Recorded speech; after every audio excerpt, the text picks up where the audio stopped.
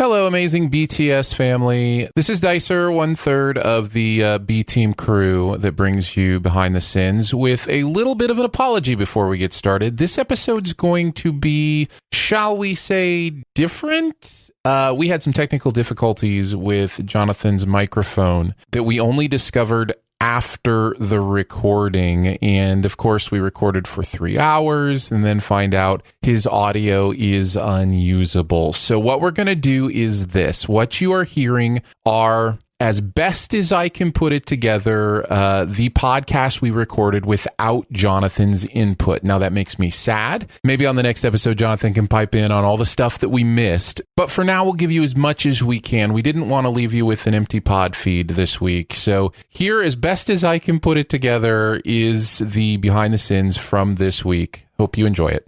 Come at me, Kubrick! Welcome to Behind the Sins, presented by CinemaSins.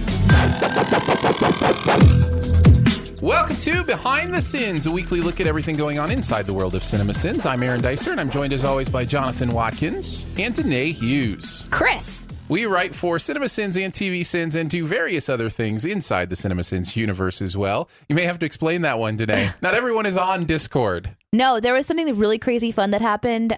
Super fast recap. We have a Discord, which is like it's like a channel where everybody hangs out in chat rooms and stuff. Very active. Lots of fun. And the behind the scenes chat room had an explosion of activity on November 8th, which became Chris Day. Well, yeah, we christened our chat room. Mm-hmm. Yeah. Essentially, it's that there's many Chris's. And like Chris Atkinson should be Chris number 1, and then it'll be a fight over which is because there were several people actually named Chris, yes, who are fans of the show and active there. And then all of a sudden it turned into everyone changing their username to something to do with Chris. Like I was Diced Chris. All these clever ones. And then like the real Chris Atkinson showed up in the chat. Everyone's mind was blown. Jeremy, the Chriserator or whatever he said. Yeah, Jeremy joined in. He joined in, which was shocking and exciting. So it was just a lot of fun and silliness. So now they're deciding like other dates throughout the year where everyone changes their name to like something to do with Jonathan or Dicer or whatever. I got dibs on April Fool's Day. That's my special day. I'm going to set the timer. You have 12 seconds to explain. Thanks. We've talked about the number 41 before. April 1st is 4-1. So that's my favorite number. My oldest son was born on April 1st. The weekend I came back to life was April 1st, also Easter weekend. And so, it's just been kind of a big day in my life several different times. Yeah, so he claimed 4-1 as the dice day. Yeah. It's just goofiness. Yeah, it's just fun. They were trying to give me the whole month of December, but I said, that's too much. That's too much. Not for little old me. That's too much, guys. You know what we should also talk about, though, is today, we're recording on Monday. We don't release until later on the week, but technically today is also Veterans Day. Yeah. So we should at least honor those who have served our country, their families, all those who come around to support those men and women who give of their time, talent, energy, and sometimes their lives for this country. And we want to take a second to honor you guys. Different than Memorial Day. Yeah. Right? Because Memorial Day is for those who died in service, or veterans who have passed on even, I think. But this is just honoring anybody who's actually served. So thank you for your service. Do you have anybody in your family that served? Yes, I do have family members who have served. I don't have any active family members, but I have a lot of friends whose husbands or wives are active in the military. Like my friend Abby, her husband is deployed right now and they have an autistic son. And so I talk to her every week just to kind of stay in touch and, be some support for her. And there's just a lot of sacrifice in those families on a lot of different levels because, also the military sees things and knows things that are going on in our country and in the world that are sort of meant to shield us in a way from danger. And so they carry a lot of burdens for us. And so I just think, even though in my personal experience, if I've ever thanked a vet, it's gotten awkward. Like they don't want it in a way. Like I've never had someone be like, "You're welcome." It's always like, don't mention it kind of a thing. Yeah. And for some of them, it is painful when you mention it. Yeah. And so it's a little Many of awkward, them. Mm-hmm. but at the same time, it's like, I'm glad we have a day to just pause and reflect on that, because it hasn't always been this way. We haven't always supported those who have been in the military, like in the United States history. Well, I've talked about, not to get too philosophical or serious, I've talked about my pacifism. I hate war. I think war is always a mistake. That is a personal belief of mine. Believe me, the conversations you're having in your brain that you would have with me, I've had them with friends, and I believe that you just say, "Don't at me." Okay, don't at me. No, I don't. I actually don't mind talking about this stuff. But here's the thing: I can at the same time honor the people who have sacrificed for my freedom, for those kind of things, and at the same time wish nobody had to. Yeah, those things are not contradictory in my mind. So, I think it's a good day to honor those who have served. So thank you, Danae. That was a good way to kick off the show. So you want to just get into it then? Let's do it. All right, let's hit it off with the SinSide Scoop. What's he building in there? I've got a secret. Pay no attention to that man behind the curtain. This is a true story. We're going to take a look at the videos from the Sins universe this week. We'll talk a little bit about the process of sinning them, maybe how we felt about the stuff we're sinning in general. We'll start off with TV Sins this week, which kind of a crazy week going on over at TV Sins. Yeah, if you want to really get behind the scenes, it's been nuts. We're figuring we had originally planned to do some office videos, and we're figuring some stuff out behind the scenes on how to get those ready for YouTube. But we were able to kind of move stuff around, and so we have 2 of our anthology shows for the month this week, starting off with Twilight Zone, the OG Twilight Zone. This is a Hughes Watkins script, so Danae and Justin wrote on this. Justin. Danae, did I say Justin? You did. Sorry. Yeah. You're thinking about him because we talked about him a little bit. Look, it's 2 p.m. I'm just telling you right now. Your brain is in a different spot. My brain is not firing on post-run cylinders. No, this was a Danae Jonathan script. This is a classic for a reason. This is really the granddaddy of anthology shows. And I know there were others even around that time. And anthology radio shows were a big thing. So that's why anthology TV shows kind of followed up. But Twilight Zone, I think of as the granddaddy of them all. Danae, do you ever watch old Twilight Zone episodes or have ever watched them in your life? This is my very first one. What were your thoughts? Well, first of all, I had no idea who was going to be involved in it. Mm-hmm. So I was like, wait a second, is that? This William Shatner! Like super young. I got way overly hyped about it. I got way too excited about it being William Shatner. Oh, he's cute. Oh, absolutely. He's so cute. But yeah, it was fun to see him like young, and I had a really good time with like the set design and the FX. Or lack thereof. Yeah, it was really exciting to see how they put together something that was meant this thrilling thing without all of the stuff that we have now. Yeah. And it wasn't that long ago. So it's just like perspective on how far cinema has come and movie making or TV making or whatever has come in a really, really short amount of time. I'm just thinking about like when the gremlin sort of like lifts his arms up and just floats away on the wind. I thought that was so funny to watch because I could just imagine that he's on like a little pulley system in a sound studio somewhere. Yeah. And I had so many questions about how he like floats away in the wind and then comes back, but I didn't send that part of it or whatever. But I just really had a good time watching it. Yeah. Well, it is. This has been parodied so many times. Well, I'm watching this episode and I'm like, I remember this, and I sort of prepared myself to see a really scary gremlin creature with like super sharp teeth, and I had a very specific vision in mind of what this gremlin was going to look like. Yeah. And so then whenever it's the reveal and it's this like furry ape thing, I was like, wait. Bigfoot furry? What? What is that? I got so confused. Is there a more well-known Twilight Zone episode than this one? The one, I just accidentally was trying to see if I had seen another episode, and I just saw another image. The one with that little mannequin doll. No, it's not called that. The ventriloquist doll. I don't think that one's more well-known than this one, though. Because I just looked up a quick, like, top ones. Time Enough at Last was the second one mentioned on this particular list that's pulled up. Eye of the Beholder was another one. That's the only one I think might be as famous as 20,000 Feet. I got into Twilight Zone later. I mean, obviously, I wasn't there in 1959. even growing up, I was more a Hitchcock guy. So I was watching like the old Hitchcock Presents episodes. And so I didn't really get into Twilight Zone until later. And it doesn't, listen, it ages well in some ways, but it also ages very poorly in other ways, you know? So my suspension of disbelief is different as a, 20-something year old, in the 2000s than it might be as, somebody growing up with it. But I like it. I think it's a great show. I love the metaphors. I love the twists and turns, all that kind of stuff. So some of my favorite parts from the video itself, I enjoyed That's Not a Monster, That's a Bigfoot Furry. I thought that was hilarious. And then Gremlin shoes. The fact that you can like see the shoes on the Gremlin was hilarious to me. And I don't know that I would have noticed it. So that was a Bass Pro Sin right there. That was a good catch. I'm going to make it work. Listen, guys. It's just going to make it happen.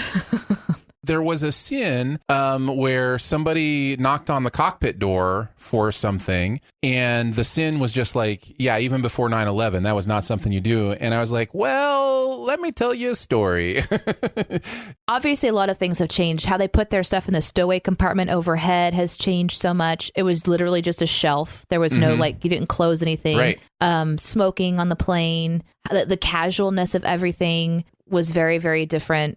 I mean, all those things have shifted. There was more room. There was a lot more room. Yeah. People were up and walking about. That's the thing. I actually kind of remember this even from growing up, plane rides when I was growing up, that it was a lot more sociable. If you understand, like people would get up and walk around and have conversations with other people, and you get on a plane now and you're your sardine and you're staying in your seat, and unless you have intestinal issues, as mentioned in the video, you're just going to stay in your seat and mind your own business. Well, good video. I enjoyed it. It was good stuff. Oh, well, that's good, because if you didn't like it, that would be awkward. I just wouldn't say anything.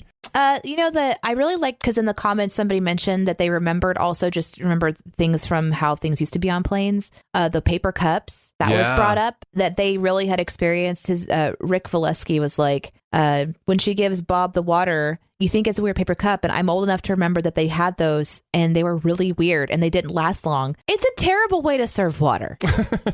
Well, they still have you don't remember the cup dispensers that are like that? But those are kind of coated in like a wax on the outside. This was legit like an origami paper, which I remember making when I was in school. It was a cool thing to make an origami paper cup, and then you go to the water fountain and you have 3 seconds to drink the water before it disintegrates or falls apart. Yeah, and it was one of those cups. It was really interesting to see that in the show. And now that's how our straws are again. I really enjoyed watching Twilight Zone, and I can see myself watching. Oh, yeah? Watching other ones. Yeah, I think because it's so removed, it's definitely more of like a mental thing. And at the very end, there's like this whole there's this whole like deep thoughts about, I don't know, life in the universe or whatever. Well, yeah, it's very metaphorical. Rod Serling he was always saying something. I shouldn't say always, but I for don't the most know part. what he was saying. And I tried, listen, I'm a very brilliant woman. I don't want to like discount my intellect at all, but I did not understand a lick of what was going on.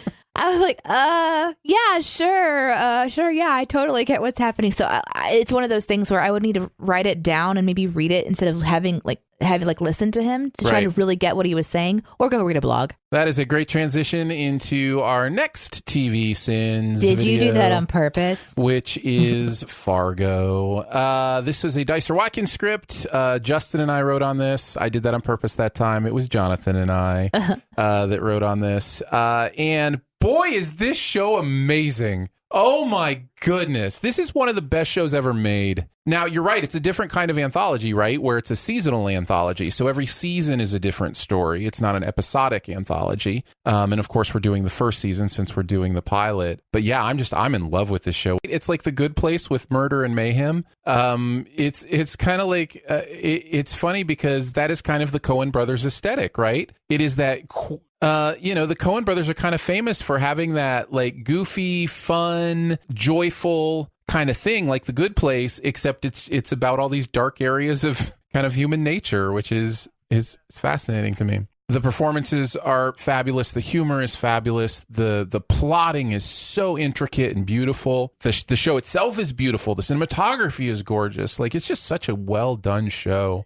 There were several times during sinning this show that usually when I sin something, I will pause and I'll write a pause and a write. There were several times in this one I had to pause because I was laughing, and I had to wait till I was done laughing to actually keep going. That's very unusual for me. But like there are just those moments. And one of them I put in the script of Billy Bob when he says, who do you think you are or whatever, and he just kind of looks around. He's like, me. And I just laughed for like 30 seconds. That's who that was. Yeah, okay. Billy Bob Thornton. Mm-hmm. He's good. Danae, do you have any experience with this show? No, I have no experience with this show. So watching the Sins video. Super confused.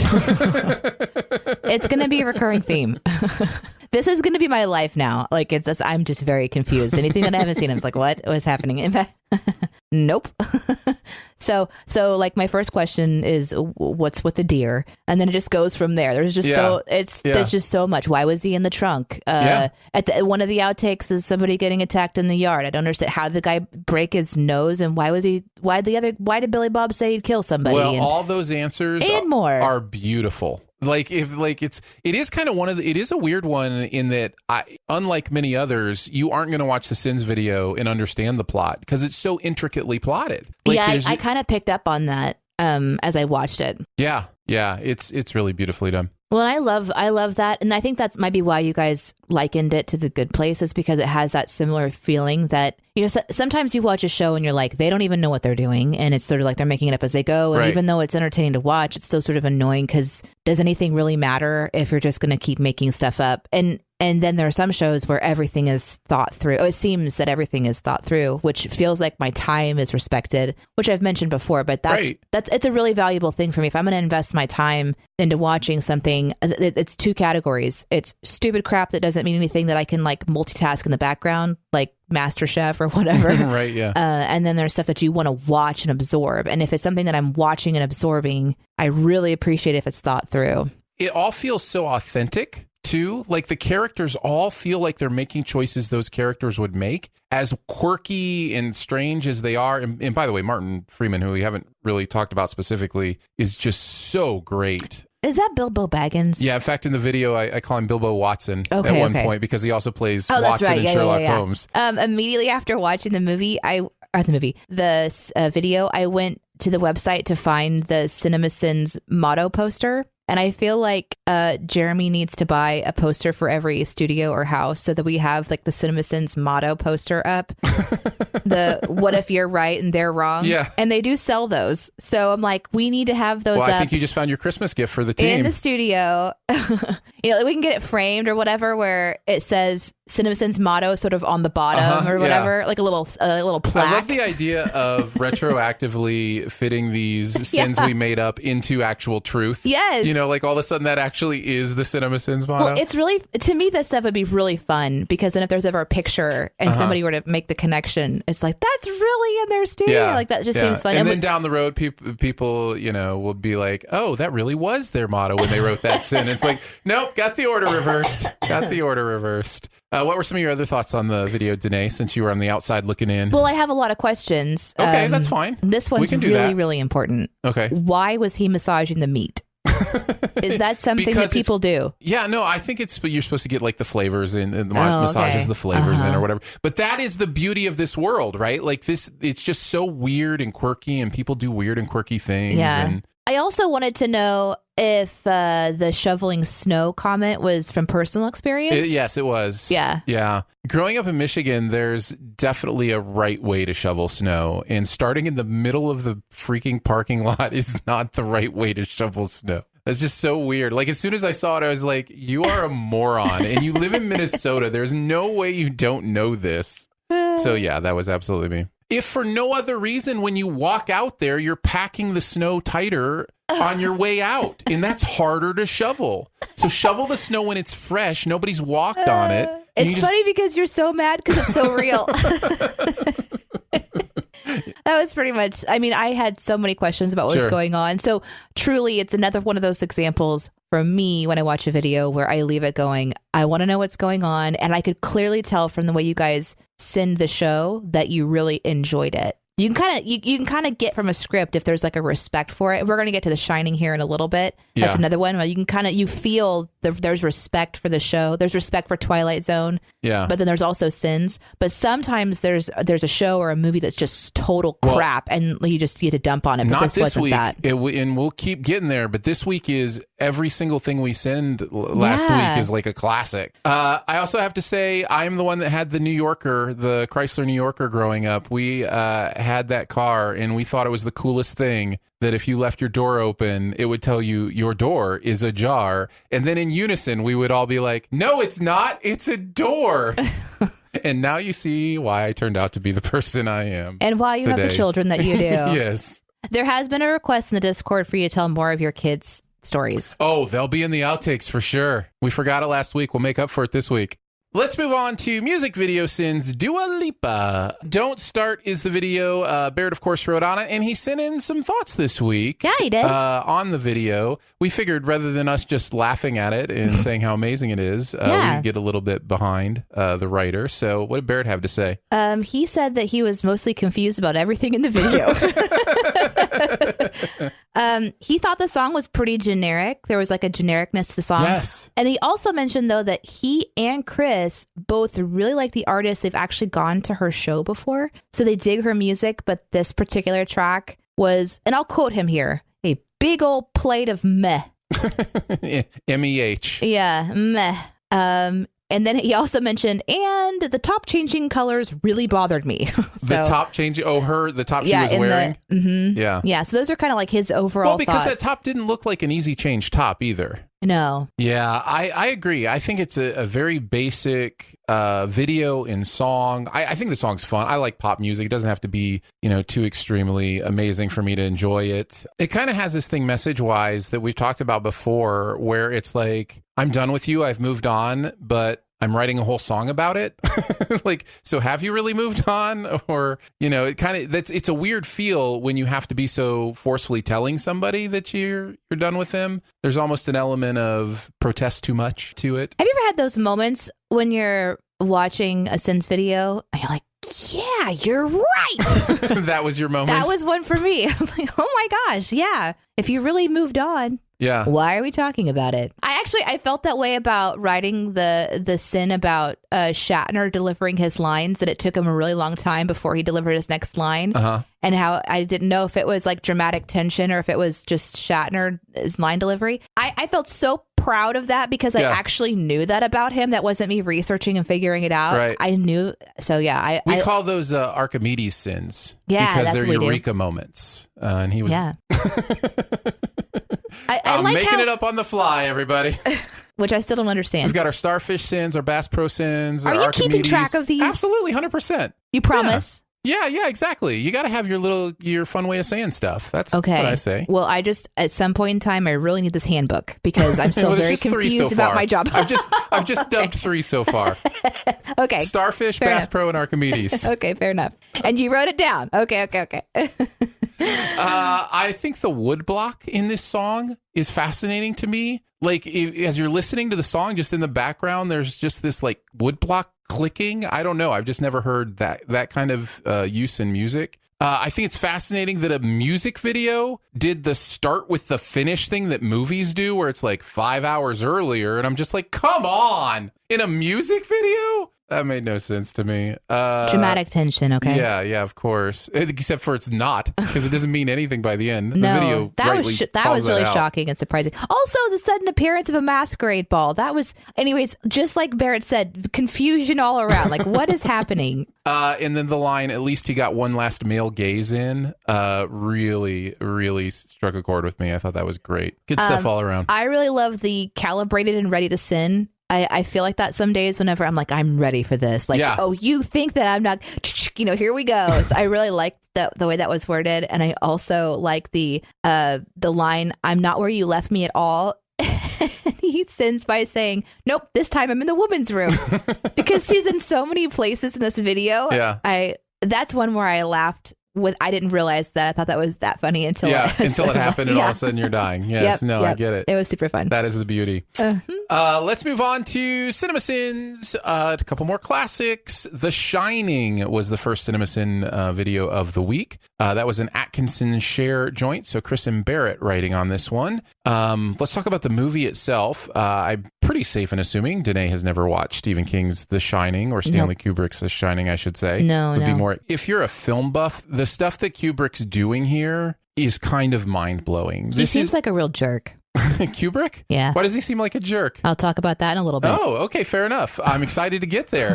But no, this movie is incredibly beautiful. It is technically precise. Kubrick is so detailed with the way he looks at the screen. That overhead shot of the hedge maze is just mind-blowing. I rewatched this before going to see Dr. Sleep recently. And in watching it again, I just, in the 4K transfer, by the way, if you haven't seen, it's just so gorgeous. It is that kind of movie. Now, here's where I get sacrilegious. I don't actually think the story's all that good. It is one of those movies where the visuals are doing all of the work. And when I say visuals, I'll include the performances as well, because the performances are kind of part of the aesthetics. There's nothing wrong with being simple, but this is a very simple movie. And I just, it's not necessarily a story that appeals to me. It's one of those things where I am not a Kubrick fan. I don't really like his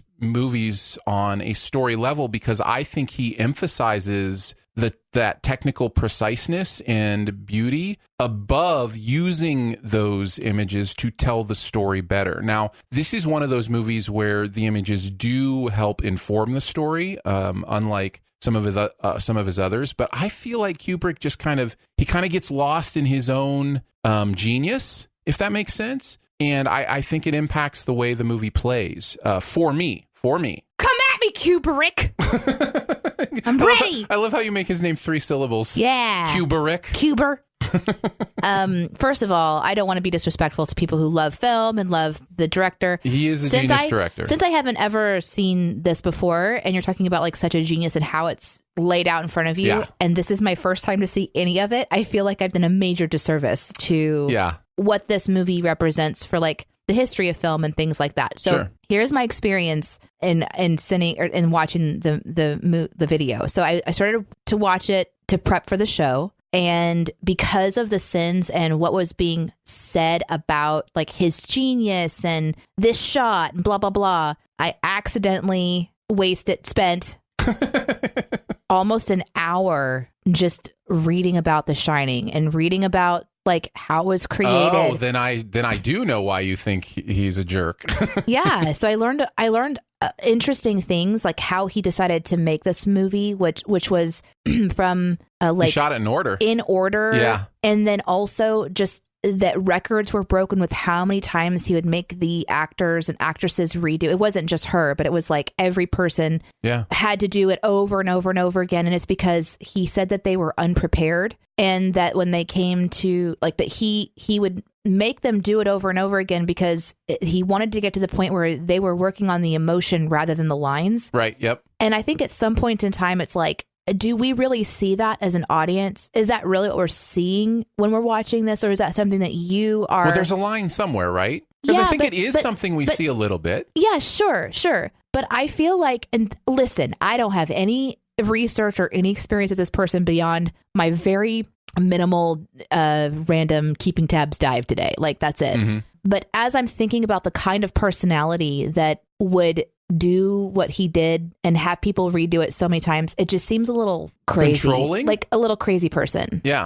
I don't want to be around somebody. Well, there's a reason people talk of genius as being on the same place as insanity. They're kind of the same thing in a lot of ways. Somebody gave him money and they gave him authority and to do what he did. And he made this film, and I know a lot of people love it. And there's obviously some really interesting cinematic stuff you guys are talking about, like blood in the elevators and just these various things that are being done visually that you guys really appreciated. I didn't get to really get into that stuff because I was more interested in what makes him what makes him Kubrick, because you guys mentioned him quite a bit in the script. So I was like, okay, who is this Kubrick person? Is he somebody in the movie? Is he somebody? Oh, he's a director. And then I learned interesting things about like, you know, his very particularness, and was the removal of the chair purposeful or an accident? Was the changing of the color of the typewriter purposeful or accident? Did he handwrite all of the, you know, papers himself? No, I think we know who did those. There's actually a woman who, that was her job on the set, was to do as many different versions of All Play and or whatever. Yeah, so No Play, Make Jack a Dull Boy. Seeing all the different articles that are dedicated to people thinking about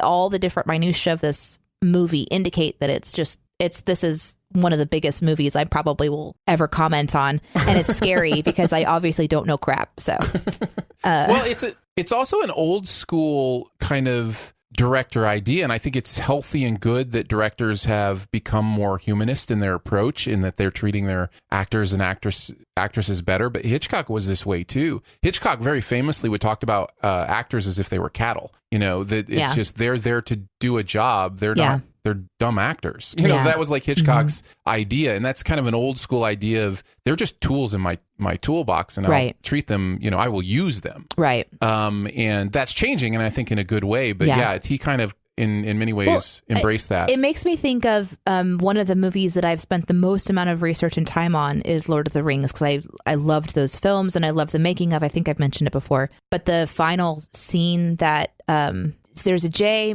maybe an Andrews. Gosh, what's his name? Peter Jackson? Yes, the guy. Yeah. There's no J. Jackson. Oh, Peter Jackson. Yeah, there's a J there. Listen, it's Peter late. Jackson? It's late in the afternoon. I'm sick. That's going to be your excuse for everything.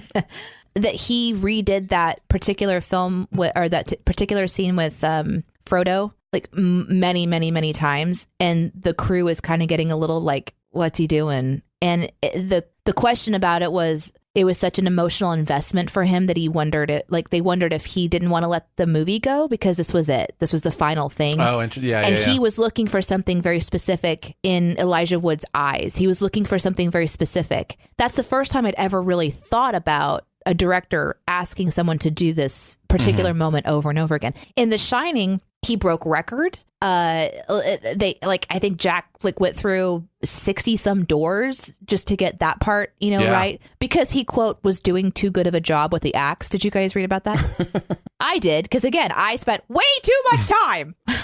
He was too good with an axe. You were the Kubrick of the research. Oh, it was a lot, but I did have a good time, getting introduced to it in a way. I kind of think I prefer to be introduced to some movies like this, because I don't know that I would watch them otherwise. Yeah, sure. So I find it fascinating.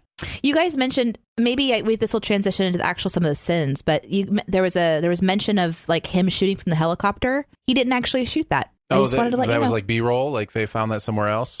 He didn't want to travel, and so it was somebody else that shot that particular scene. But they shot it for the movie. Yes. That's fair. Yeah, that's fairly common to have a B-roll director, kind of thing. Yeah. But I'm glad us. Yeah, look at us. We shot the helicopter scene, and that's why the blades were in it. Can we start off with this when we're getting into the minutia of the script for this one? What the hell is a HAL 9000? Oh, okay. Yeah, that's another Kubrick reference. Oh, okay. It's 2001: A Space Odyssey. Oh. It is the computer that said, "I can't do that, Dave." Do you know this at all? Has it seeped into your sub? Your. Mm-mm. So it's the best part, in my opinion. It's the best part of 2001. And I have heard "Here's Johnny," so I do have that going for me. Yeah. No, but the computer basically, in order to fulfill its mission, kills one of the astronauts in its ship. Okay. Spoiler alert, I guess. But HAL 9000 is that computer. Okay. And so so the image of the sin counter, what it became, that is HAL 9000's, I guess, eye. Yeah. That was cool. That was really I really cool. liked that. I thought that was great. Yeah, to that have was HAL really 9000 fun. hop in. I'll say it now because it's in my comment section, but I have another one I can use. Brandon in the comments said, "Jeremy, all right, Sinsworth, I need you to do a video for The Shining." And then it says, "Sinsworth, I'm afraid I can't do that, Jeremy." Oh, that's brilliant. And I get it because what we just talked about. Yes, yeah. So, but what's hilarious is he calls him Sinsworth. Yeah. And so I pop into the comments and people are like, is it named Sinsworth? Is Sinsworth the full name of Cinny? And then people are like, no, Cinny's a different one. Oh my God. Look what you did. I know. Look what you did. I also love, because Lugnut versus Game said, I love how the Sin Counter is a character now. And there was almost 2,000 likes on that one because people, they love that it's become sentient. So this was really fun. Yeah, fun stuff. Oh, you actually edited this video, right? Yeah. Because I was here the day you did that. And I started asking you a lot of questions about what's happening. Well, what do they live? You told me everyone died.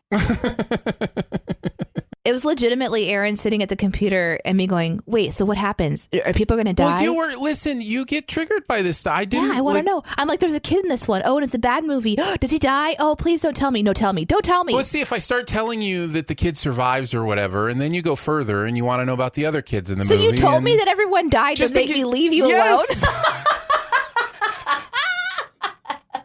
You are horrible. No, I just like, what's the quickest way for her not to be triggered? And just be like, yeah, everybody dies. Everybody dies, Danae. Oh my God. So I'm literally watching the video today going, okay, I'm prepared. I know everyone's going to die. And here he is running through this place, like trying to kill his son. And I'm like, oh, this is going to be so bad. I'm prepared. Well, you do understand everybody does die, right? Like you didn't specify in the movie, like, we all die. Aaron, you knew what I meant. Man. I'm like, okay, so the guy gets axed. So obviously he dies. And then, oh my God, this is where the Jack Nicholson cold face meme comes from. I didn't know that. I've always wondered. In the snow at the end, and he's got that kind of frozen weird face. That's a meme. We've pretty much touched on everything that I had. I'm not even close to being done. Oh, well, go. Then. So this is for all of you guys who I've read your survey responses who have said that you are totally fine with us talking for 7 hours and don't apologize. Let me just embrace your feedback. Oh, no. What have you done? First of all, there is an adorable hand-knit Apollo sweater that I want so badly. And they sell them on Etsy from people who hand make the little sweater that the little boy is wearing. Yes. And they're like $100 and something. So I won't have one this year. It'd be a good time to get one because Apollo 11, the documentary, just won Best Documentary last night. Oh, that makes me want it even more. Yeah. So it's so cute. If you don't know what I'm talking about, it's adorable. And like you're talking about the blue Apollo 11 sweater, right? Yeah. And it's so handmade. I loved it so much. So I really wanted to give a shout out to all the Etsy people who do something so smart. Consider the outshouted. And like, what? Consider you're outshouted. I really love that. I'd remove a million sins if she got through the stack of paper, saw a story and thought he wasn't crazy. Yeah. I really loved that one. That is a great sin because you're right. Like, how far did she need to go? Yeah. Yeah. But I do have a question, and then I have some other interesting knowledge that I discovered on my deep dive that I'm not going to do for keeping tabs because I have actual ones I researched during my research. So I'm breaking the system. I have two questions. What was the furry doing? I don't get that part. It was a blowjob by like a beast. Yeah, I mean, yeah, it was just a strange thing happening with the ghost in the hotel. Like a beast. Like he was like a furry beast. You mean thing. Like a boss? Like a beast? Was he beast mode? No, it really was a blowjob. Yeah. He was just giving him a blowjob, and I mean, I guess I don't get how that's related at all. That's the point. Oh. Yeah. Okay. Yeah, the hotel at that point is just waking up. Like it's just like all the ghosts are out now. Like and there was somebody who died in that hotel that was dressed like a dog monster. Yeah, who knows? Things happen in hotels. Okay. All right. That. Well, at least I'm glad I didn't have to Google that one. Yeah. And can you explain Ex Machina against me? Because sure. I see it coming up in scripts and I still don't think I get it. Well, there'll be many people who say that they don't think we get it either. So, because we play fast and loose with it for sure. But basically, Deus Ex Machina means God in the machine, literally. It's Latin for God in the machine. And it's basically a way that the script saves a character through something that just happens randomly, So, okay. The God in the machine is like, something it's kind of a forced plot machination kind of thing. Okay. Does that make sense? So to put it into real life, Aaron, the day that you died and you just happened to walk upstairs and be in the bedroom when your wife was here, rather than be in the studio where you wouldn't have been found, that's an Ex Machina? Well, except for that was a human choice. So this is something outside, like it's God in the machine. So it's something that just happens to be there. If God appeared and lifted you through the floor up into your room. I'm sorry. I'm just learning how to write scripts and I don't want to use it wrong. A Deus Ex Machina, maybe? And I thought you guys would find this interesting that All Work and No Play Makes Jack a Dull Boy has many different translations. the iconic sentence actually changes meaning for foreign translations of the film at Kubrick's request. So in German versions, the phrase translated to "Don't put off till tomorrow what you can do today." And the Spanish translation was, "Although one will rise early, it won't dawn sooner." And then in Italian, it was, "He who wakes up early meets a golden day." That's weird. I don't like any of those. Isn't that interesting? But then like all work and no play makes Jack a dull boy. That's doesn't so much have better. the same meaning as like the other ones. It's like the other ones are like actual inspirational phrases. I thought so too. I was really confused by that. That is strange. That wraps it up for what I had. Let's move on to Elf. This was a Scott Share joint. Jeremy and Barrett writing on this. Watch this almost every Christmas. I love it. It's very enjoyable. Most of that has to do with how adorable Will Ferrell is. And the video rightly nods in that direction. What about you guys? Holiday favorite in your households as well? All right. Jonathan hates Elf. This is going to be fun. I may be with Jonathan, actually. Oh, this is great. No, it's wonderful. No, it's not, because around my group of friends, there's so many who are like, it's every year they watch Elf. It's the best movie ever. It's so fun. And I'm like, okay, sure. There's parts of it that are fun. But I think it comes from, please listen, not everybody likes Will Ferrell. Oh, it's so much nostalgia. I don't even like I'm not even a Will Ferrell guy. I'm not a Will Ferrell fan. There are very, very few movies that I really enjoy Will. And Stranger Than Fiction. That's the one. Stranger Than Fiction. That's the one I really like. I did really enjoy that one. There's just a couple movies that just sort of like showed a different side of Will, and he was obviously constantly being put into this very like comedy man-child. Yeah, man-child. But Elf plays on that in a family-friendly kind of a way, and so of his comedies, Elf is at the top. Yeah, it is fun to see how like it's over the top, like to see like a grown elf out in the world that's just so clueless. And it's so quotable. There's so much nostalgia there. There's so many great lines and fun scenes. And yeah, it is quotable. That's what it is. That's why these movies catch on. Yeah. Is because they're quotable and memorable. In all seriousness, I have a huge Zoe crush. I think she's like the best. As far as the video goes, I have to mention the AAA batteries in the smoke detector, which is hilarious to me. The whole thing that the 9 volts only exist for smoke detectors, which is a great sin. I will say, as somebody who's worked in sound a long time, also wireless microphones. Those are the two areas where 9-volt batteries get most of their business, I'm sure. The surprisingly clean but extremely dry line. The hobo's butt? Yes, just slayed me. It was just really funny. So that was a good one. What about you guys? There's a lot of questions. I love the idea that this is all a fever dream and he's technically in a coma because he didn't eat or sleep.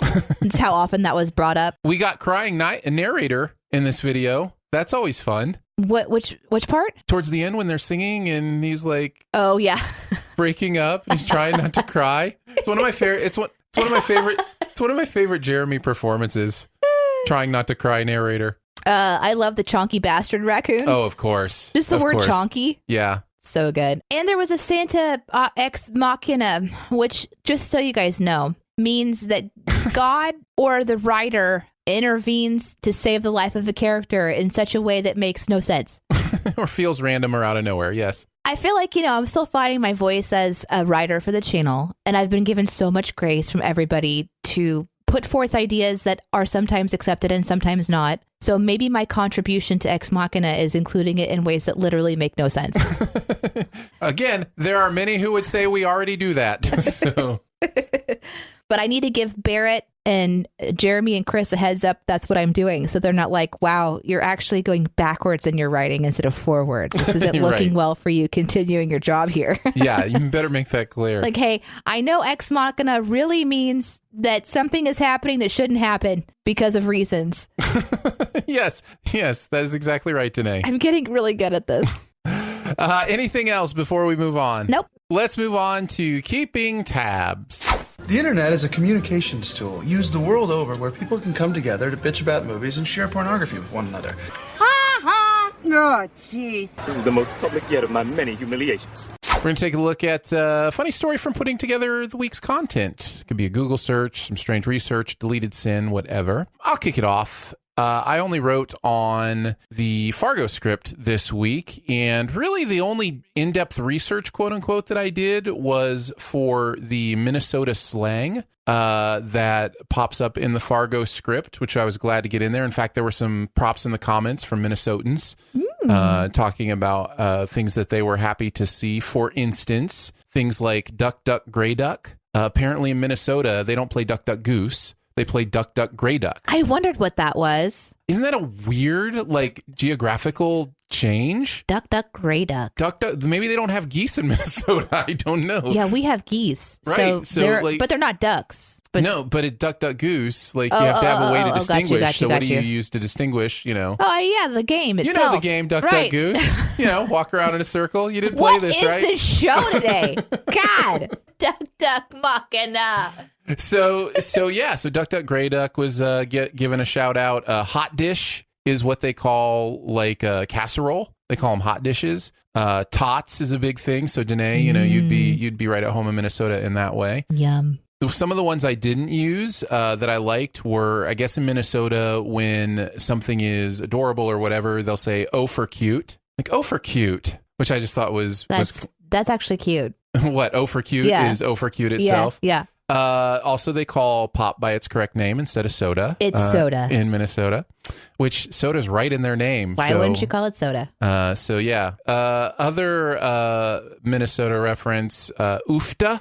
Ifta. Which is something I have taken to saying recently. Oofta. So that was all I had. And I know, Jonathan, you said you didn't really have any tabs, which is good because Danae has been, pushing the limits all episodes. So it's crazy how much I love to look into stuff. Yeah. Well, tell us about it. What are your keeping tabs this week? It's a good thing that's the show.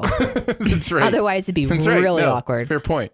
I looked up a couple things regarding the Twilight Zone. That's the only one that I wrote on. I learned that planes don't wash their blankets very often. Oh. Which is really gross. I thought they always came in packaging. Apparently not. Huh. I think maybe they do now, but there's been research in the last 5 years that estimates that they're washed about every week to 4 weeks. There's a range of how frequently they're actually washed. And then the other one that I did was about Gremlins in general, where it came from, where the story came from. And it's really interesting. Apparently, Gremlins were thought to be very real. Yeah, there was actual pilots that came back from World War II with stories. One of them's name was LW. But anyways, he came back and was very, very adamant that there are actual creatures that attach themselves to their planes up in the sky and try to sabotage their planes. Yeah.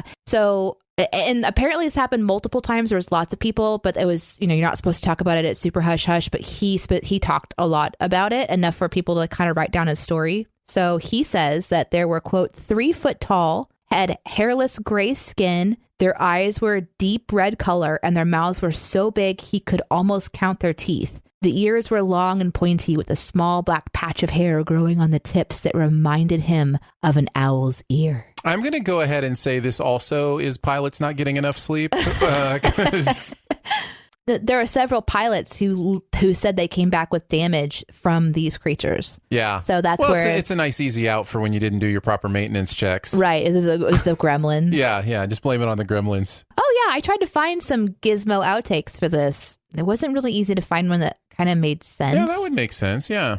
He does make some cute noises, but they're not very long. And it just, I couldn't find it. Well, you'd have to use somebody saying even just giving the rules of the Gremlin. Yeah. The idea of when he says, don't let them get in water or don't. Oh, that would have been so good. You understand what I'm saying? So because he was in water on the plane. Yeah. Gizmo is adorable, but then Furbies happened. And now kind of I find Furbies a little freaky and they're a lot my Furby scared the crap out of me. My Furby talked to me at night and it was scary. And then it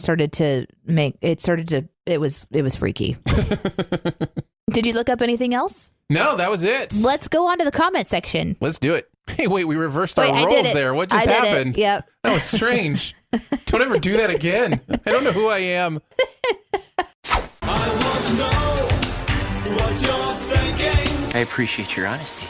You're a real straight shooter. You are the ones who are the ball lickers. Let's take a look at some of the comments from this week's videos. We'll also do some general feedback here as well. I've actually both of mine have already been mentioned because Renee mentioned something about hearing Jeremy call the fat raccoon Chonky has removed all the sins from my life. Did you just call me Renee? No. I called Renee. Oh. I was reading Renee's comment. Oh. Of something this is the that comment you also section. said. Yes. Whew. This is Behind the Sins with Aaron, Renee, and Justin. No, Renee actually left a comment that said, hearing Jeremy call the fat raccoon Chonky has removed all the sins from my life. And I thought that was really funny. But that plus the Sinsworth one were kind of the two that I had seen. Oh, one thing we haven't addressed that we should probably address is why there's a The Office outtake as a previously on our Fargo video. Oh, my God. Right?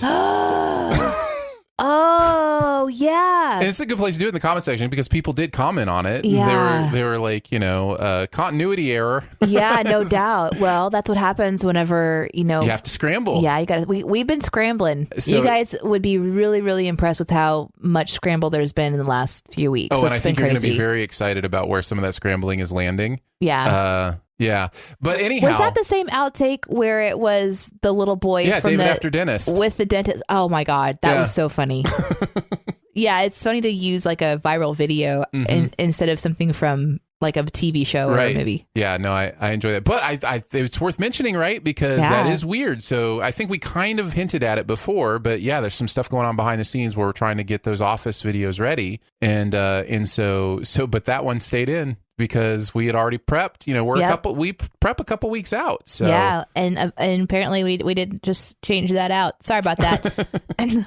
But also, it's okay. Anyways, I wanted to mention that. Danae, what was your comment section? From the Danker. He says, this is about, this is on the Shining video. I still haven't forgiven him for doing Shrek's videos. What? I know. I probably laughed a little too hard at this. No. That's great. No. That is great on so many levels. I'm so glad you brought that up because it's not only great on the level of, why would somebody choose to mention that in the comments? It's great that it's in the Shining video. Yeah. Like he's talking about Shrek. I know. They were so mean to Shrek. I mean, it's fine they're being mean to Kubrick, but Shrek? Come on, guys. I'm glad you guys liked that one as much as I did. That was great. The only other thing I wanted to mention was it makes me smile every time somebody just realizes about the border around the TV Sins videos. Every single TV Sins video, somewhere in the comments, somebody will like, hey, did you guys see the Sin Sung border? It's the gift that keeps on giving. We really should switch that up to like a Cine at some point, like instead of Sony or Pan Sin Sonic or something like that. I just had this like little visual pop into my head of like, if it was, a laptop screen and then on the right hand side was like a text boxes that are open with his friends or whatever. So you have the video going on the left hand side and on the right hand side, it's like multitasking and it's a conversation of the narrator with someone else. I don't know. We could do something. I mean, it'd be a challenge. We'd have to plan it, but we could do something like that on like an episode that's from a streaming only. And the narrator would be like, I have to watch it on my laptop instead of my televiation. Right. And be frustrated about that. And then multitasking things could pop up throughout the episode. That sounds fun. That actually sounds interesting. But it is that, by the way, that border is a direct shout out on my part to Homestar Runner and the Strong Bad emails because they would change the computer screen every once in a while. Yeah, it would get upgraded. Yeah, and I always thought that was clever and fun. And so I didn't know that. That's cool. Yeah, so there you go. Some new information. My other comment is from the music video. This is from Snoodle Dumpling. Nice name. I am so inordinately pleased that you actually know and use the proper pronunciation of... Now, I don't know how to pronounce this. This is the... So Snoodle Dumpling's not going to be happy with your pronunciation. Not with me, but with the narration and also the writing and everything. I think it's Moet or Moet. Oh, the champagne? Yeah. Yeah. Or alcohol. I don't know if it's champagne. I always some assume kind it's of champagne. Beverage. But yeah. Anyhow, they go on and say, like, this is the level of consistency and knowledge and nitpicking assholes that we are all here for. Okay. It's what I'm here for. I have no idea about anyone else, but really, I choose to believe. And I just loved this comment. We really try. And it's appreciated. That's awesome. Let's move on to the question of the week. This comes from Isaiah, who says, "Hello, Sins B team. Hi. I've greatly enjoyed all of your podcast episodes so far. Your in-depth behind-the-scenes discussions on everything movie and sin related are very enjoyable. My question is, do you think Will Smith is making a comeback similar to the 90s? He's done Aladdin, Gemini Man, and Spies in Disguise coming later in the year, on top of Bad Boys coming in January. P.S. to Aaron, I went commando a few times this week, and it's a very freeing experience and saves a ton on clothes." You're welcome, Isaiah. You're welcome. That's right. No, genuinely, Isaiah, thanks for sharing. That's 2 people in your cult now. That's right. That we know of. That's right. So, yeah, is Will Smith experiencing a comeback? I don't think Will Smith has really gone anywhere. He's been in movies or in TV or somewhere since, I think, Fresh Prince. I don't know that I've ever really gone that long without having something from him. Mm-hmm. And whether it's been gangbusters or not, he's kind of always had a presence. And I feel like he's one of the actors that I continue to enjoy. I think he does I think he was even good in Gemini Man. Is he my absolute most favorite actor? No, I have a hard time taking him seriously, even in serious films, but I think that's just part of sometimes whenever you know someone's got a lot of charisma and silliness and goofiness, and that's like your favorite thing. Like Hitch, for example. As terrible as a movie that you might think that is, that's one of those movies when I watched it, I really had a fun time watching him in that role. Mm-hmm. Where his charisma is off the charts. Because his charisma, right. yeah, exactly. I mean, on that one is he's so, and the character is super self-confident and everything. The movie is just, it's wacky doodle, but that's just one of those that stands out for me, like his face blowing up and getting all swole and stuff. And there's just these certain moments in there that really stand out to me that are kind of like my favorites. But then there's so many other movies you can go and look at and go, oh yeah, he had one of those moments in this movie or this movie or in this movie. So there's those movies with Will. He's always got something going on where, whether it's great or not, he's giving it a performance. And I think I just read recently that he's really calculated about how he goes into things. And for anyone to have a standing career in Hollywood and still be able to go out and make public appearances and not have pissed a whole bunch of people off and be generally well accepted. When you have a personality like that, you're making good decisions business wise, again, whether it's gangbusters or not, he's still making decisions on what to be involved in and what drama to stay out of and things like that. He's a respected person. So I think anyone who has that is going to stay relevant, for a long time. Well, and he's so good at staying relevant. I think of his Instagram and his TikTok. Oh, he has a TikTok now that's hilarious. And he's super fun. Now, because of your question, I did do some research today, and he's also totally fine with sharing serious things about his life. Like he just went and had a cancer screening for a colonoscopy, and they did find a pre-cancerous polyp that was removed. But he's one of those people that's going to talk about it, going to show his audience, going to try to stay real about it, and keep he's a good role model to me in a way. Until something drops that were unexpected, and God help us, I hope that doesn't happen. He's one of those that I'm please God, no. If there's ever that clickbait article, you'll never believe who just came out as a creepo. There's a few that I'm please Jesus, don't let it be Tom Hanks. Don't let it be Will Smith. But anyhow, what do you think about Will Smith? I mentioned the TikTok thing. I think that's really valuable to kind of the conversation as far as why he continues to stay relevant. I agree with both of you. I don't think he went anywhere. It's so funny to me because he's been in one of the worst movies I've ever seen, which is Suicide Squad. And yet at the same time, I kind of like him in it. You know what I mean? I've never seen a Will Smith performance where I'm oh, I don't want any part of that performance. You know what I mean? And don't forget, he's not just charismatic. That's not the only reason he's good. He's a good actor. I don't know if you saw Concussion. I thought he was great in Concussion. And it's a real performance. He's doing an accent and everything. And I like that he's willing to take some fun risks in the sci-fi kind of genre, like Men in Black, talked about Wild Wild West. There was another one where he crash lands on a planet or something. Independence Day? No, okay, there's Independence Day, but no, it was more recent than that. After Earth. Yeah. So he's just kind of willing to sit down and talk to it and go, you know what, I'm going to give this my all, and I'm going to, So it's just interesting. His choices are very interesting, and his decisions to get involved. And I think take risks are interesting. And it's fun to see that someone can be involved in projects that are not great and we still love him. Like, who else is like that, you know? Yeah, no, and I think of Bright. I think of the Netflix movie Bright, which was awful, but he was still Will Smith, and I still enjoyed, some of the stuff he did in that. I love the movie Focus with Will Smith and Margot Robbie. It's kind of gotten, I think it's really underrated.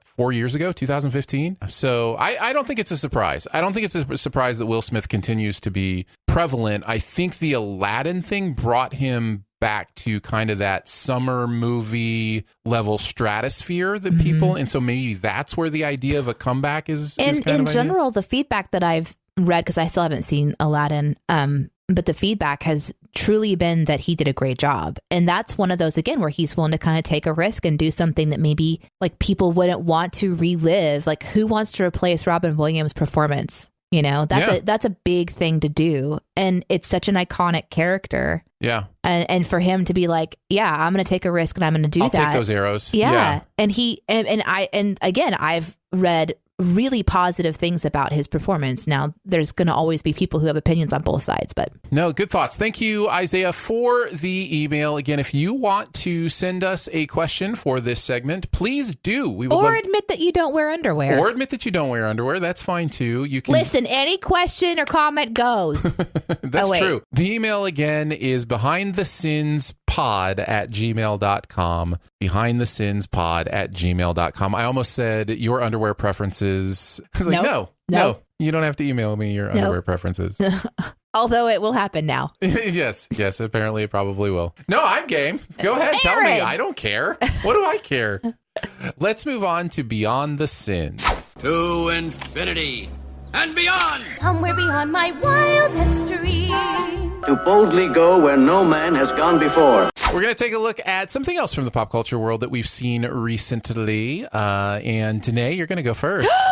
What? It's obviously going to be a horror movie. Yes. You guys, I have been getting into horror films. That would be amazing. Do you know how many people are just jumping for joy at the thought that would be a thing? And Danae reviews horror weird? Movies. And isn't that weird? No, is it a game again? Okay, so I decided to change it up because I was feeling like maybe I was failing everyone. So I thought that since I don't watch a lot of movies and TV in my downtime, but I did find a really interesting YouTube channel. So I thought that'd be kind of cool. No, that's perfect. Yeah. So I found one called Foo the Flowerhorn. And this is an aquarium style YouTube channel. I actually tweeted about it a few weeks ago because I found the most recent video is called 23rd Month, in parentheses, Cucumber Feeding Frenzy, in parentheses, no filter, no CO2, no FERTS 5-gallon nano tank. So the description of the channel is, I like flowerhorn fish. Most of my videos are about flowerhorn care, and a lot of it can be applied to other blah, blah, blah, blah, blah. So this is like somebody who loves tank, but I don't understand tank culture in general. And I also... Just the fact that you're calling it tank culture? This is me. I didn't know this was a thing. No, it isn't. But there's there's all these little subgroups in YouTube. There's like the BewTube community. Hi, shout out to my fellow BewTubers. But there's also like a tank community. So the video that I found, I was super curious about it. There's these channels where they build tanks with no filter, they're not putting oxygen into the water. #no filter. They're doing it with like natural plants. And so it's fascinating. It requires an insane amount of work and dedication. And in this particular video, it kind of gives you just a glimpse into that world. I like the editing on the video. Even if you didn't watch any of the other videos because it's not interesting to you, it's still really impressive that this person has taken the time to... Taking your word for it today. Create a fish tank, create an actual living environment for living creatures to exist in, and the kind of care that goes into it. Sure. I don't have that desire at all, but here's this person's, and that's the cool thing about YouTube is you can see people's passion and in all these really interesting ways. And this is just a fish tank culture. Okay, here's what I think you might like about the video. Oh, okay. I found it to be really relaxing. Oh. Like there's just this gentle music kind. It's sort of like just take a couple minutes. Well, it's not a couple minutes. Is it like the Yule log? Where you just put on like the fireplace on your YouTube and just kind of relaxes you? Maybe a little bit of that. There's also an educational aspect to it where you're watching this person's passion. And there is a moment whenever he drops in a cucumber and all these little critters just go to town on it. And that is fascinating to me to watch. But I just found it to be super refreshing, like a nice break from reality to watch somebody take such exquisite care of this particular aquarium. This video has been viewed over 11 million times. Well, there you go. That's all the evidence you need. It has 173,000 likes, and it is about 5.5 minutes long. So it's not too much time just to kind of get a glimpse into like what this person does, and maybe you'll like it. It's amazing. There's other channels out there that are dedicated to this type of aquarium. I haven't really gone into that yet. I loved this particular video and so much. So that's my little obsession to tell you guys about Foo the Flowerhorn. Danae's like, here's this amazing YouTube channel. Let me sell it to you. You ready? Here are my selling points. Ready? Here are my selling points. Number one, not a lot happens. Not a lot happens. Number two, it's educational. Shut up. Listen, a lot happens. A lot does happen. I don't know. I'm just teasing you. No, I'm sure it's great. There's 11 million views. Obviously, you're not alone. It's fascinating. Yeah. If you do watch it, will you tell me if you like it? Tweet at me at Danae Says. I really love it when you guys respond to stuff that I recommend and you do like it. Nice. I'm really curious if you like it. I'm going to chat a little bit about The Morning Show on iTunes Plus. It is, again, hard for me to remember where I talk about things. I know I've talked about this a little bit here, I think, but not a lot. But I binged the entire first season. Now, for most people, I think it runs weekly now. And I know there's an embargo on a lot of those later episodes, so I obviously can't go into specifics, and I wouldn't want to spoil it anyway. But I will say, as much as there is about this show that truly is a little haphazard and crazy, like, man, I'm really glad I watched it all. There's a lot going on here that is, it's just fun character work that's happening, and there's interesting conversations happening. Again, I think if Aaron Sorkin writes this show, it's one of my favorite shows ever made because the writing does feel a little dull at times for what's going on. And you can feel how desperately it wants to be a Sorkin type show at times, and it just doesn't quite get there. But what a great first season. I'm really glad I watched through the whole thing. So if you have access to Apple TV Plus, or someone who does, that would be one that I would say, yeah, stick with it. It's a lot of fun. But is embargo like Ex Machina, where you can't talk about it until Steve Carell's great. Reese Witherspoon is great, interesting, over the top. Jennifer Aniston is spectacular, and my opinion after watching the first couple episodes was, oh my goodness, Jennifer Aniston is doing incredible work here. That continues, but the character I fell in love with through the entire show and just could not get enough of was Billy Crudup's character. Oh, he's so fun. He's so good in that show. So I would echo that if you've been hearing that from others. That was my experience. He's channeling some interesting people. It's I don't even know how to explain it, but it's a little bit Cary Grant, but it's got the edge of Spader. There's almost a James Spader-ness to the whole thing. I don't know. It's fascinating. So anyway, those are my thoughts on The Morning Show from Apple TV Plus. I think that's going to wrap it up. A TV show, a book, and an aquarium. That's all you need. Has there ever been a gathering of Beyond the Sins more easily identifiable to the person that did them than TV show, book, and aquarium? Hey, you shut up. Shush. Hey, don't. It's the easiest matching game ever.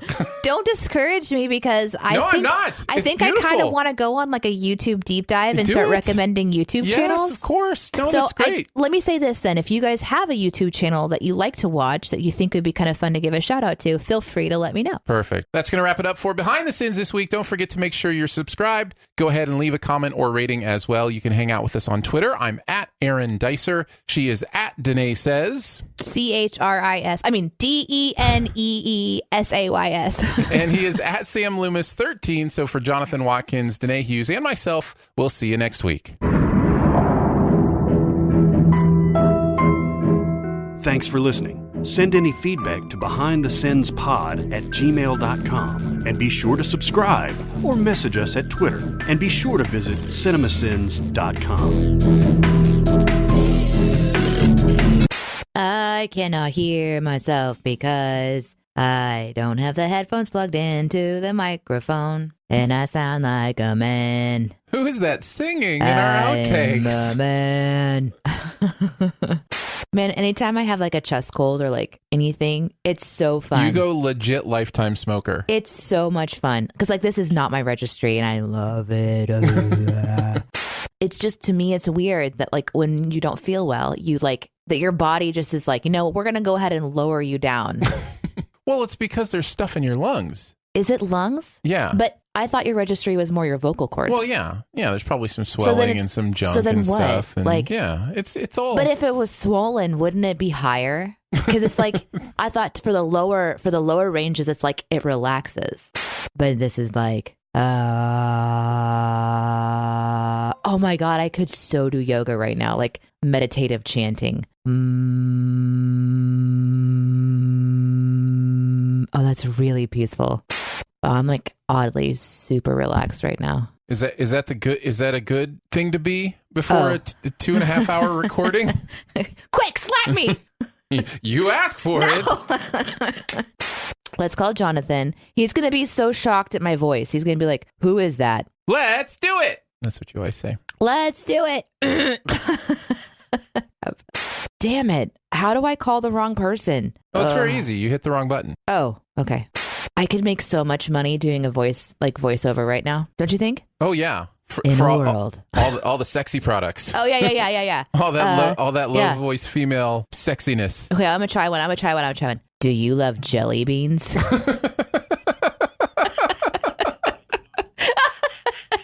Jelly beans are amazing. I think Danae means half a jelly bean is amazing. Hey, sometimes they're not as amazing as you wanted them to be, and then you just put them down for later. But who? For later. It's not even that you put down half a jelly bean for later. It's that you ate half a jelly bean in the first place. You understand this, right? No. That a jelly bean is too big for you to just put the whole thing in your mouth. Yeah. That's insane. Are jelly beans too big for your mouth?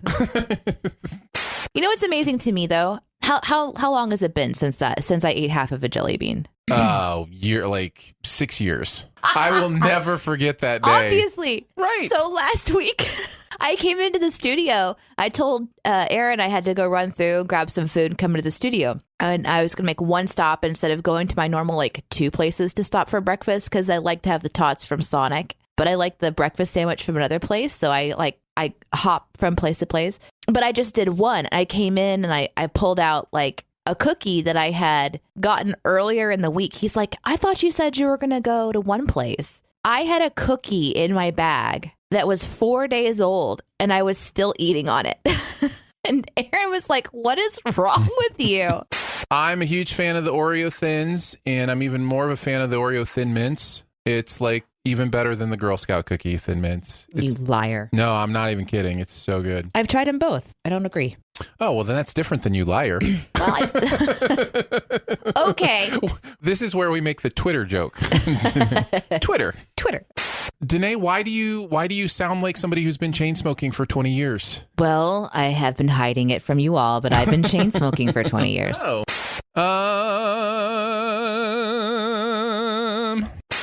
I was watching like a YouTube channel this morning, and the person's channel she was like, I am so old. And she's like 29. I'm like, yeah. You're real old. I've been on YouTube for so many years now, and I'm so glad to be this old and still be able to put content out. And I'm like, oh my gosh. Okay, boomer. But you either need to go get your charger. All right, I'm going to go get a charger. You two do entertaining stuff for the outtakes. Okay. Hey, Jonathan. All right, Aaron's gone. We don't have to pretend to get along anymore. Oh no, Aaron leaves and I break something. Can you hear me? Can you hear me? Can you hear me? Can you hear me? Can you hear me? Can you hear me? Can you hear me? Can you hear me? Can you hear me? Can you hear me? Dang it. What the heck? Hi, Aaron. Hey, Aaron, you remember that one time you left me alone with Jonathan and then I broke everything? Sorry about that. But I did get a message from Michael. He says, I'm a huge fan of CinemaSins and the Behind the Scenes podcast. I wanted to thank you. I've always wanted to try out D&D, but I've never had anyone to play it with. After hearing you talk about it on the podcast a few times, I finally decided to give it a try. I found a club at my college that plays once a week, and I'm really liking it. What's more, I've been lonely and depressed since starting college 2 years ago, and thanks to this club, I'm finally making friends, and it's kind of because of you, so thank you. Isn't that cool? That is cool. That legit made me so happy. I was so happy reading that. Like, how cool is that? That's good stuff. I know. He was feeling all lonely, and then he found his D&D peeps. Like, that's the best. Today's crying. That's amazing. Like, when you feel like you're all alone, and then you go find, you actually turn a corner and find friends somewhere. Like, that is, there's no feeling like that in the world. But be like, I don't belong anywhere, and then to find people that you can just be with. It's so great. By far, the best feedback we ever get is from people who say, I found my people. Yeah. It's a really fun thing. All right, you ready for the Dicer progeny? No, are we doing this now? Oh, it's an outtake. It's in the outtakes, right? Oh, okay. Yeah. So we'll focus on Justin today. This is a conversation Justin and Ethan had when Justin was 10 and Ethan was 7. Ethan said, Justin, you knocked out my tooth when your butt hit my face. Justin, I did? Let me see. Ethan, see? It happened when you bent over. Justin, well, then just call me the nocturnal dentist. Ethan, why? Justin, because I do my work by the moon. I mean, come on. This is why it's everybody's favorite segment, Danae. Well, we got to do another one since we skipped last week. What? Yeah, okay. yeah. Justin, you know what would be ironic? Me. Go ahead. Justin, it would be ironic if DNA stood for do not abbreviate. That's my boy. Yeah, that's Who good. thinks like that at 10 years old? Your children. My children think like that. Yeah. They obviously listened a little too much to you. Justin, 11 years old. Oh, Aaron, no, save it for next week. Ethan, stop picking at your brother. He's not your nose. Great. It is great. My favorite part of the segment is now just Danae's absolute look of resignation. It's like, I don't want to come across like I am not entertained by your children. I am. I'm more interested in getting to the show. No, they're not those kids. They don't even call their dad father. They call him Sir Dicer of Hughes. No, they call me Dad. Yeah. No, they wouldn't call me aunt because they don't think like that. Like, Aaron's not even okay with Uncle Aaron for my daughter. Yeah, it's not that I'm not okay with it. It's just not true. You know what I mean? Yeah. It's not the case. Even when I'm talking to my kids, I will say your mother instead of mom. He doesn't even call Jen mom. Like, hey, go talk to or hey, mom, can you come in here? Yeah, or hey, go talk to mom. I say, hey, go talk to your mother. Yeah. I'm just weird like that. My words mean, I don't know. The words mean something. Yeah, I don't know. They mean stuff. I'm a stupid, pedantic jerk. That's why I have the job I have. Yeah, you're perfect for this job. If you are under par, you are subpar. That's good. Hold on, are we talking about golf? Yes. If you're above par, that's bad. But so we use subpar as bad, which is fascinating to me. But what's a birdie? It's this little thing that flies in the sky today. Oh, okay. You've never seen a birdie before? I just wanted to get really strange. I really want to clear that up. Jonathan, darling light of my life. Danae has said manliness. I just want to relate to the audience. So I'm a man now.